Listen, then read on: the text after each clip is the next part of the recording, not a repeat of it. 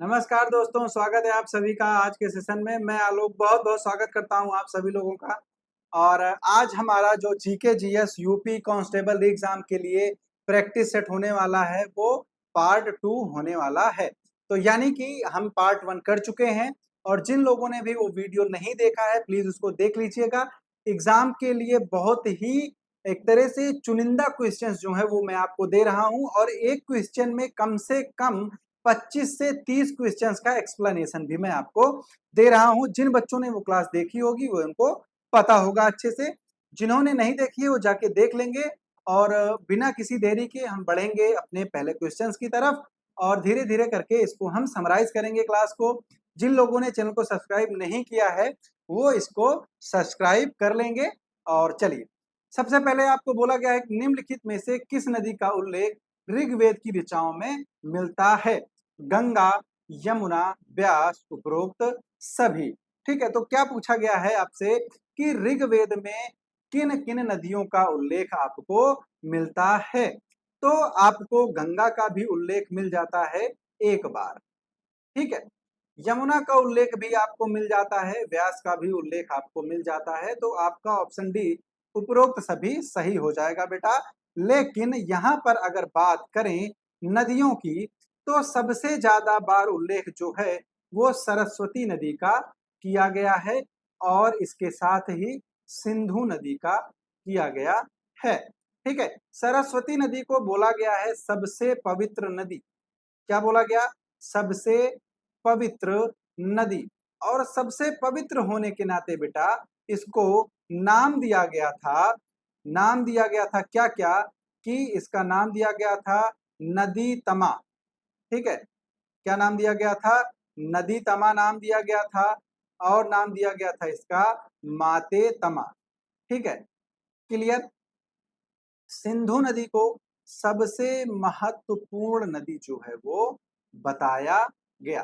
क्या बताया गया था इसको? सबसे महत्वपूर्ण नदी जो है वो बताया गया।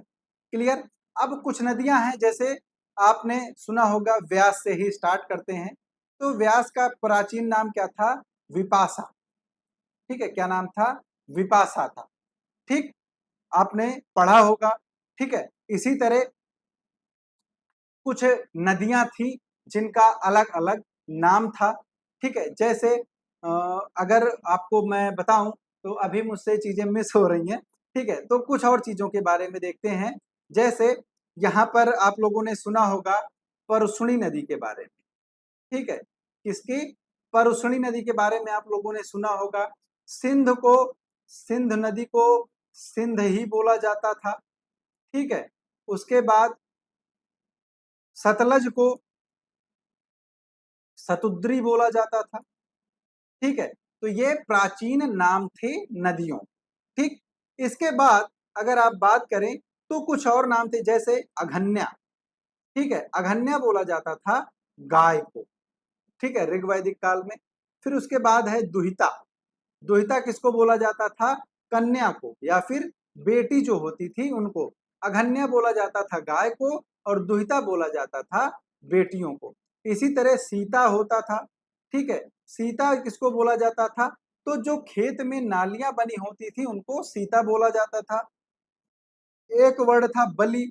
बलि का मतलब आप लोगों को समझ में आ रहा होगा कि जो आज के टाइम पे एक बलि शब्द प्रचलित है उससे, तो ये नहीं था। बलि था स्वेच्छा से राजा को दी जाने वाली भेंट, ठीक है? क्या थी? स्वेच्छा से राजा को दी जाने वाली भेंट। क्लियर? चलिए, तो ये सारी चीजें यहाँ पर हैं। उसके बाद आपसे पूछा गया है राष्ट्रपति की अनुपस्थिति में यदि उपराष्ट्रपति उपलब्ध नहीं है तो निम्नलिखित में से कौन राष्ट्रपति के रूप में कार्य करेगा? भारत के मुख्य न्यायाधीश, प्रधानमंत्री, लोकसभा अध्यक्ष, भारत के अटॉर्नी जनरल, ठीक है? तो आप लोगों को पता है कि अनुच्छेद 52 जो है, ठीक है? भारतीय संविधान का अनुच्छेद 52 किसका प्रावधान करता है? प्रावधान करता है कि भारत का एक राष्ट्रपति होगा, ठीक है? भारत का एक क्या होगा? प्रेसिडेंट होगा, ठीक है? इसके बाद अनुच्छेद 53 बेटा आपका प्रावधान करता है कि प्रेसिडेंट जो है वो क्या होगा? कार्यकारी प्रमुख होगा, ठीक है? क्या होगा? कार्यकारी प्रमुख होगा, और जो कार्यपालिका है, ठीक है, क्या है, कार्यपालिका जो है उसकी जो सारी शक्तियां हैं वो राष्ट्रपति में निहित होंगी। ठीक है, इसके बाद आता है अनुच्छेद 54, जिसमें बताया गया है राष्ट्रपति के निर्वाचन के बारे में। ठीक है, निर्वाचन के बारे में भी बहुत सारी चीजें हैं। जैसे अगर इसके प्रणाली की बात करें, ठीक है, तो ये होती है एकल संक्रमणीय, ठीक है, क्या है, एकल संक्रमणीय आनुपातिक प्रतिनिधित्व प्रणाली। ठीक है, क्या है, अनुपातिक प्रतिनिधित्व प्रणाली। इसके जरिए राष्ट्रपति का निर्वाचन जो है वो कराया जाता है। ठीक है, राष्ट्रपति के निर्वाचन के लिए बेटा 50 अनुमोदक चाहिए और 50 प्रस्तावक चाहिए जब आप नामांकन करेंगे, और 25,000 रुपए सिक्योरिटी मनी आपको आरबीआई के अंतर्गत जमा करनी पड़ती है। ठीक है, तो ये क्या हो जाता है, राष्ट्रपति का निर्वाचन हो जाता है। कुछ चीजों पर और हम यहाँ पर चर्चा करते हैं। जैसे अनुच्छेद आपका हो जाएगा, आपने पढ़ा 53 तक, तो अनुच्छेद 54, ठीक है, यहाँ पर हो जाता है कोटा। ठीक है, राष्ट्रपति का कोटा। उसके बाद 55 राष्ट्रपति का कार्यकाल। ठीक है, क्या, कार्यकाल। तो कार्यकाल कितना होता है बेटा, तो 5 वर्ष तक का होता है। कब से, जब ये पद ग्रहण करते हैं तब से। ठीक है, तो इनका कार्यकाल कितना होता है, 5 वर्ष का होता है। ठीक है, उसके बाद क्या है, उसके बाद है दशाएं। ठीक है, क्या है, उसके बाद क्या है, दशाएं। उसके बाद 57 में क्या है, आपकी शर्तें, सॉरी योग्यता। ठीक है, क्या है, योग्यता है कि क्या क्या योग्यता होगी तो आप राष्ट्रपति बन सकते हैं। जैसे भारत का नागरिक हो, पागल या दिवालिया ना हो, उसका जो विकृत मानसिक ना हो। ठीक है, उसके बाद आ जाएगा आपका अनुच्छेद 58, ये इंपॉर्टेंट नहीं है, 59-60 भी इंपॉर्टेंट नहीं है। आपका आ जाएगा अनुच्छेद 61, ये होता है महाभियोग। ठीक है, तो आपको पेपर के पॉइंट ऑफ व्यू से पढ़ना है कि क्या क्या इंपॉर्टेंट है। तो ये क्या है, महाभियोग अनुच्छेद 61 में क्या है रखा गया है, जहां पर प्रावधान किया गया है कि कौन कौन, सॉरी कौन कौन नहीं, राष्ट्रपति को कैसे हटाया जा सकता है। ठीक है, उसके बाद एक इंपॉर्टेंट चीज हो जाती है, एक होता है निर्वाचन और दूसरा हो जाता है बेटा महाभियोग। ठीक है, अब इसका जो अलग अलग एक सिनेरियो होता है उसके बारे में थोड़ी सी चर्चा आपकी करेंगे कि निर्वाचन में कौन कौन शामिल होता है। तो निर्वाचन में शामिल हो जाएंगे बेटा लोकसभा के निर्वाचित सदस्य। ठीक है, कौन हो जाएगा, लोकसभा के निर्वाचित सदस्य। दूसरा कौन हो जाएगा, राज्यसभा के निर्वाचित सदस्य। तीसरा कौन हो जाएगा, जो राज्य की विधानसभाएं होती हैं। ठीक है, क्या है, राज्य की जो विधान सभाएं हैं, ठीक है, राज्यसभाएं हैं, उनके भी कौन, निर्वाचित सदस्य। ठीक है, इसके बाद चौथा, 2 केंद्र शासित प्रदेश को शामिल किया जाता है, दिल्ली और पुदुचेरी। ठीक है, दिल्ली और पुदुचेरी, इनके भी सिर्फ और सिर्फ निर्वाचित सदस्य। ठीक है, इतने लोग क्या होते हैं, राष्ट्रपति के निर्वाचन मंडल में भाग लेते हैं, यानी कि ये वोट डालते हैं। अब बात करें महाभियोग की, तो महाभियोग मतलब अब राष्ट्रपति को हटाना है, तो इसमें कौन भाग लेगा, तो इसमें लोकसभा के सभी सदस्य, मतलब निर्वाचित भी और मनोनीत भी, और फिर राज्यसभा के सभी सदस्य, यानी कि निर्वाचित भी और मनोनीत भी। ठीक है, ये चीज आपको पता होनी चाहिए। यहाँ पर एक इंपॉर्टेंट चीज है कि जो मंडल राष्ट्रपति के महाभियोग में भाग लेता है, यही उपराष्ट्रपति के इलेक्शन में भी भाग लेता है। यानी कि जब उपराष्ट्रपति का निर्वाचन होता है तो यही लोग जो है उसमें पार्टिसिपेट करते हैं, भाग लेते हैं। क्लियर, तो ये सारी चीजें थी किससे, राष्ट्रपति के संदर्भ में। अब बात करें, अगर राष्ट्रपति ही अनुपस्थित है तो क्या होगा। ठीक है, तो राष्ट्रपति की अनुपस्थिति में उपराष्ट्रपति उसके कार्यों का निर्वहन करते हैं।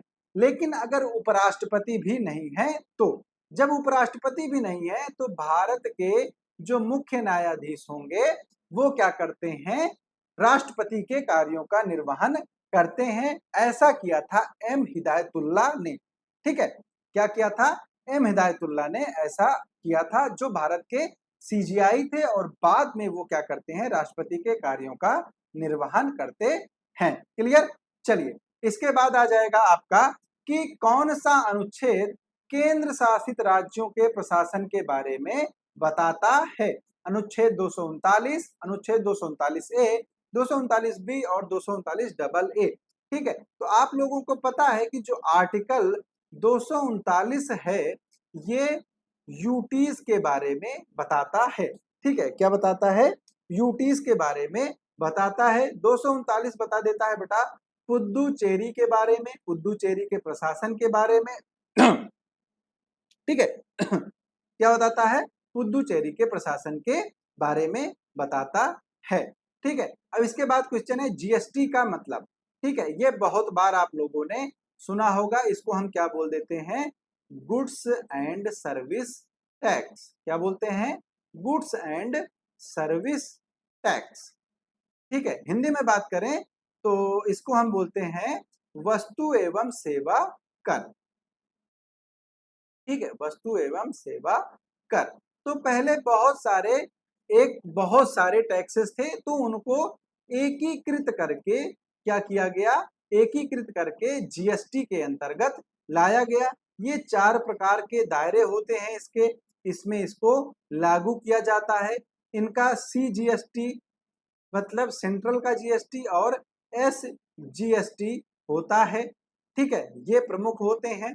उसके बाद अगर बात करें तो इसको जब लाया गया था तो 101वां संविधान संशोधन करके इसको शामिल किया गया था संविधान में। तो जीएसटी का मतलब क्या होता है, वस्तु एवं सेवा कर होता है। ऑप्शन ए आपका सही हो जाएगा। ठीक है, चलिए अगले क्वेश्चन पर चलते हैं। अगला क्वेश्चन हमारा क्या है, अगला क्वेश्चन है कि संविधान का अनुच्छेद 22 क्या सुनिश्चित करता है। गिरफ्तारी के दौरान हिरासत में रहते हुए दुर्व्यवहार न करने का अधिकार, संवैधानिक उपचारों का अधिकार, शोषण के विरुद्ध अधिकार और शिक्षा का अधिकार। तो जो अनुच्छेद 22 है आपका, ये करता है गिरफ्तारी से संरक्षण। ठीक है, क्या करता है, गिरफ्तारी से संरक्षण, और गिरफ्तारी में आपके अधिकार क्या होंगे ये आपको ये बताता है। क्लियर। तो इसके अंतर्गत प्रावधान किया गया है कि जब आप हिरासत में हैं तो आपके साथ दुर्व्यवहार नहीं किया जाएगा। क्लियर। उसके बाद क्या है, यहाँ पर ऑप्शन ए आपका सही हो जाएगा। फिर क्या है, संवैधानिक उपचारों का अधिकार अनुच्छेद 32 के अंतर्गत इसको रखा गया है। जो डॉक्टर भीमराव अंबेडकर थे, ठीक है, भीमराव अंबेडकर जी ने इसको क्या बोला था, भीमराव अंबेडकर जी ने इसको बोला था संविधान की आत्मा।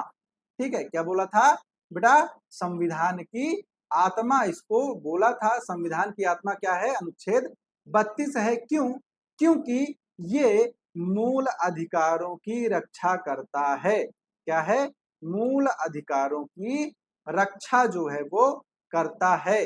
कैसे, तो ये आपको ये अधिकार देता है कि अगर आपके मूल अधिकारों का हनन हो जाता है तो आप सीधे कहाँ जा सकते हैं, सुप्रीम कोर्ट जा सकते हैं बेटा, सर्वोच्च न्यायालय जा सकते हैं अनुच्छेद 32 से, और अनुच्छेद 226 से आप सीधे जा सकते हैं हाई कोर्ट। ठीक है, और यहाँ पर 5 प्रकार की रिट जो है वो जारी करके आपके मूल अधिकारों की रक्षा जो है वो की जाती है। अगर बात करें उन रिट के बारे में, 5 प्रकार की रिट कौन कौन सी होती है, तो सबसे पहले होती है बंदी प्रत्यक्षीकरण। ठीक है, क्या होती है, बंदी प्रत्यक्षीकरण। दूसरी होती है परमादेश। ठीक है, उसके बाद क्या होता है उत्प्रेषण। क्या होता है, उत्प्रेषण। चौथी होती है अधिकार परीक्षा। ठीक है, क्या होती है, अधिकार परीक्षा, और पांचवी होती है,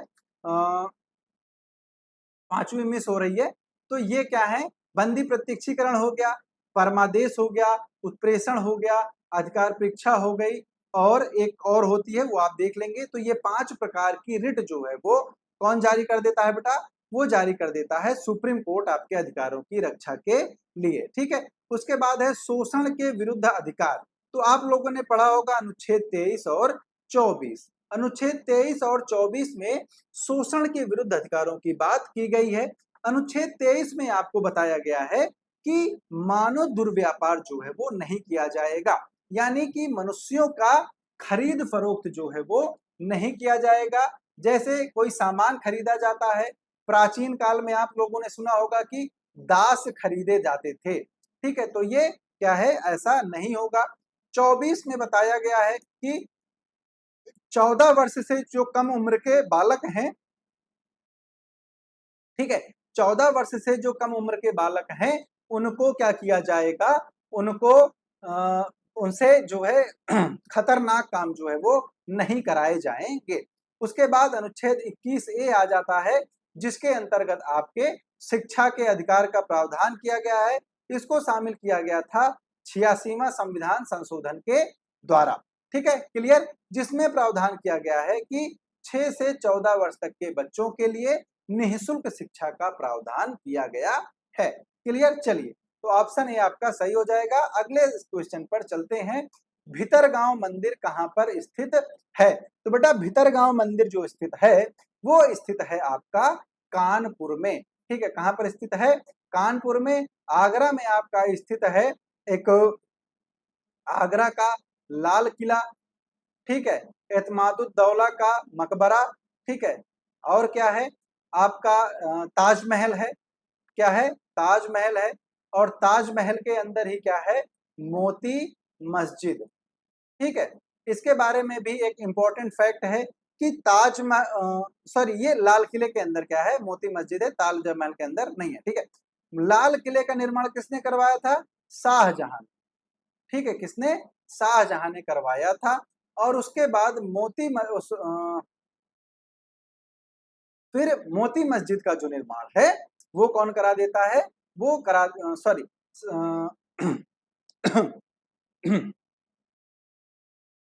मोती मस्जिद का निर्माण लाल किले के अंदर ही कराया जाता है, किससे, सफेद संगमरमर से। ठीक है, और इसका निर्माण किसने कराया था, मोती मस्जिद का निर्माण करा देता है बेटा शाहजहां, और लाल किले का निर्माण करा देता है कौन, जहांगीर। ठीक है, ये शाहजहां जिस लाल किले का निर्माण कराता है वो कहां पर स्थित है, दिल्ली में स्थित है। तो 2 लाल किला हैं, एक का निर्माण जहांगीर, दूसरे का शाहजहां। लेकिन कहां पर, जहांगीर वाला आगरा में स्थित है और शाहजहां वाला दिल्ली में स्थित है। ठीक है, क्लियर, चलिए। प्रयागराज में क्या है, प्रयागराज बहुत ही फेमस जगह है, यहाँ पर बहुत सारी चीजें हैं, वो आप क्या करेंगे, देख लेंगे। यहाँ पर इंपॉर्टेंट ये है कि यहाँ पर पहली बात तो एक अल्फ्रेड पार्क है, ठीक है, जिसको अब आजाद पार्क भी बोला जाता है। यहाँ पर चंद्रशेखर आजाद ने खुद को गोली मारकर अपनी वीरगति प्राप्त की थी, अंग्रेजों ने उनको यहाँ पर घेर लिया था। उसके बाद यहाँ पर एक लेटे हनुमान मंदिर है। इसके बाद यहाँ पर आपका अकबर का किला स्थित है। इसके बाद आपका यहाँ पर गंगा और यमुना का संगम जो है वो स्थित है। क्लियर, चलिए आगे चलते हैं, कानपुर आपका सही जवाब यहाँ पर हो जाएगा। ठीक, चलिए अगले क्वेश्चन पर बढ़ेंगे, और उसके पहले आप सभी लोगों से एक रिक्वेस्ट है कि चैनल को सब्सक्राइब कर लेंगे। ठीक है, ईरान की मुद्रा क्या है, ईरान की मुद्रा क्या है। ठीक है, तो सभी लोग कमेंट करके बताएंगे कि ईरान की मुद्रा बेटा क्या है। ये आपके लिए होमवर्क का क्वेश्चन है, बहुत इजी क्वेश्चन है। आप लोग इसको अगर कर देते हैं तो बहुत ही अच्छा, नहीं तो मैं बताने के लिए तैयार हूं। मैं आपको बता दूं कुछ चीजें, ठीक है, जैसे दिनार क्या है, ये गल्फ कंट्रीज का होता है। ठीक है, कहाँ का, गल्फ कंट्रीज का होता है। रॉनबी क्या है, इसको हम चाइना की मुद्रा बोलते हैं, कहाँ की, चाइना की। ठीक है, यहाँ पर 2 ऑप्शन आपके लिए मैं छोड़ रहा हूं, कमेंट करके बताएंगे। ठीक है, चलिए अब है कुछ अधिनियमों और विनियमों के सत्यापन में भारतीय संविधान की कौन सी अनुसूची शामिल है? ठीक है, पूछा गया है आपसे कि कौन सी अनुसूची शामिल है। ठीक है, तो 9वीं अनुसूची जो है ये आपका दल बदल कानून से संबंधित है बेटा। इसके बाद 11वीं अनुसूची जो है, 11वीं अनुसूची जो आपकी है वो पंचायती राज से संबंधित है बेटा। किससे? पंचायती राज व्यवस्था से संबंधित है। उसके बाद 12वीं अनुसूची जो है आपकी, ये संबंधित है यहाँ पर किससे? ये संबंधित है आपके नगर पालिका से। ठीक है, किससे? नगर पालिका से। ठीक है, किससे? नगर पालिका से संबंधित है। और जो चौथी अनुसूची है, इसमें बताया गया है कि जो राज्यसभा में जो नामांकन होगा उसके नियम और सीटों का जो आवंटन होगा उसके नियम क्या होंगे। तो यहाँ पर जो अधिनियम और विनियमों का सत्यापन है वो चौथी अनुसूची के अंतर्गत आता है। फिर उसके बाद पूछा गया आपसे, निम्नलिखित में कौन भारत के तोते के नाम से प्रसिद्ध था? या फिर आपको ये पूछा जा सकता है कि तूतिए हिंद के नाम से किसको जाना जाता था? ठीक है, तो यहाँ पर ऑप्शन है आपका तानसेन, इब्न बतूता, अमीर खुसरू और जियाउद्दीन बर्नी। ठीक है, क्लियर? तो तानसेन आपको पता है कि ये अकबर के जो नवरत्न थे उनमें से एक थे और इनकी जो गायन शैली थी ये उसके लिए बहुत ही प्रसिद्ध थे। इब्ने बतूता मोहम्मद बिन तुगलक के टाइम पर भारत आता है और इसने एक किताब लिखी थी जिसका नाम था किताब उल रहला। ठीक है, क्या था? किताब उल रहला इसका नाम था। ठीक है, यहाँ पर आपका जो इम्पोर्टेंट है वो है अमीर खुसरो। अमीर खुसरो को बोला जाता है तूतिए हिंद यानी कि भारत का तोता। ठीक है, क्या बोला जाता है? भारत का तोता इनको बोला जाता है। ठीक है, क्यों? क्योंकि इनकी जो गजल गायकी है ये काफी प्रसिद्ध थी। इन्होंने तबला का आविष्कार किया था। किसका आविष्कार किया था? तबला का आविष्कार किया था। ठीक है,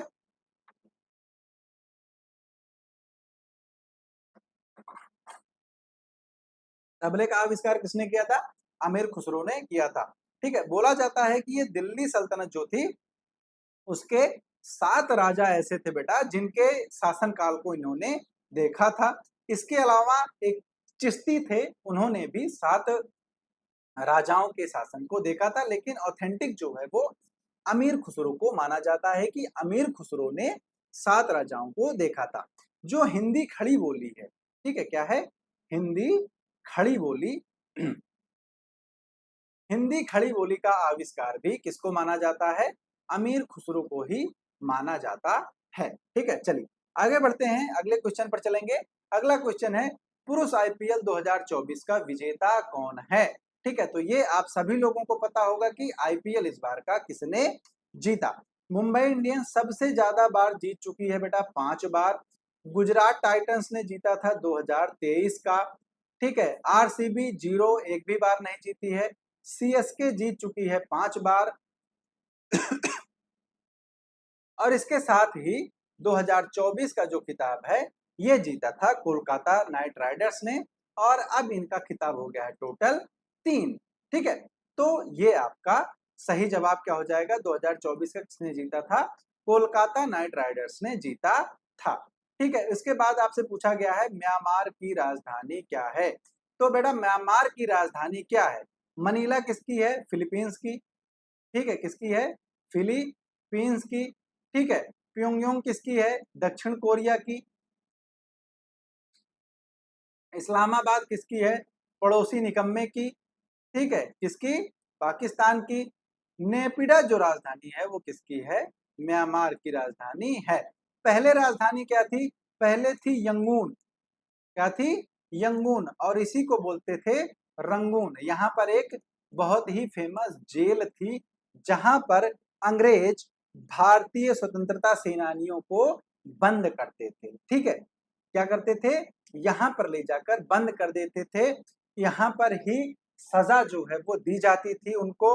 ठीक है, बहुत सारे क्रांतिकारी थे जो यहाँ पर गए और इनको यहाँ पर फांसी भी दी गई, उम्र कैद भी दी गई। तो ये सारी चीजें अंग्रेज यहाँ पर करते थे रंगून की जेल में। आपने गाना भी सुना होगा, मेरे पिया गए रंगून, ठीक है। तो यहाँ पर भारत का पड़ोसी देश एक है बेटा श्रीलंका। श्रीलंका की राजधानी जो है वो परिवर्तित हो गई है। पहले क्या थी? पहले थी श्रीलंका की राजधानी कोलंबो, लेकिन अब क्या है? अब हो गई है श्री जयवर्धने कोट्टे। ठीक है, क्या हो गई है? श्री जयवर्धने कोट्टे श्रीलंका की राजधानी हो गई है। ठीक है, क्लियर। आगे चलते हैं। किस वायसराय ने बंगाल के विभाजन की घोषणा की? ये इजी क्वेश्चन है आपके लिए, होमवर्क के लिए, ये मैं आपके पास छोड़ता हूं। ठीक है, उसके बाद यहाँ पर सेशन को एंड करेंगे, क्योंकि अब अगला सेशन जो है वो आपका होगा कल। ठीक है, तो यहाँ तक मैं थोड़ा सा जो है वो अभी थक चुका हूँ, क्योंकि मैं पिछले लगातार जो 3 घंटे हैं मैं क्लासेस लेते रहा हूँ। तो जो भी यहाँ पर नए हैं वो प्लीज सब्सक्राइब करके जाइएगा, आप लोगों से रिक्वेस्ट है। लाइक शेयर कमेंट दबा के कीजिएगा, जिससे मुझे और क्लासेस करने का जो सपोर्ट है वो आप लोगों का मिलता रहे। तो मिलते हैं अगली क्लास में अपने सेशन में। तब तक के लिए आप सभी दोस्तों को प्यार भरा नमस्कार। जय हिंद, जय भारत।